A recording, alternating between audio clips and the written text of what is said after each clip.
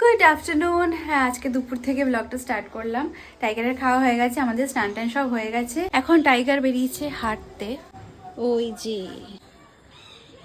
আর আজকে তো মা বাবা ফিরছে, ওদের আজকে 5টার সময় ফ্লাইট আছে, প্রায় 10টা বেরিয়ে যাবে বাড়ি ঢুকতে হয়তো। তো এখন আমরা খাওয়া দাওয়া করে নেব। কালকে আমাদের আরেকটা প্ল্যান আছে, কোথাও বেরোচ্ছি, ট্রিপে যাচ্ছি একটু। হ্যাঁ, মা বাবারা ফিরছে আর আমরা বেরোচ্ছি। রেডি সন্ধেবেলার এনার্জি ড্রিঙ্ক। আজ সন্ধেবেলা চা না কফি হচ্ছে। এখানে বসে গেছে ভাত, আজকে হাঁড়িতে হচ্ছে, 2-4 জনের জন্য হবে। অনেকদিন পর আমি আবার হাঁড়িতে ভাত বসালাম। সিম্বা খেয়ে দেয়া দাঁড়াতে পারবে না, খেয়েই ওকে বাইরে যেতে হবে। খাওয়া হয়ে যাবে আর এক মুহূর্ত দাঁড়াতে পারবে না, তাড়াতাড়ি চলে আসবে। হ্যাঁ, রাতে আসবে।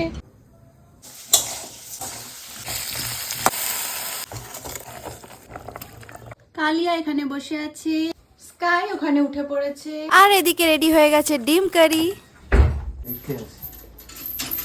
আর এই যে চলে এসছে মা বাবা। ওরা আসতেই টাইগারের খুশির কোনো ঠিকানা নেই, কি যে করবে ও বুঝতেই পারছে না, এত খুশি হয়ে গেছে। চলুন তাহলে এই খুশির সাথে আজকের ভিডিওটা এন্ড করছি। Thanks for your time.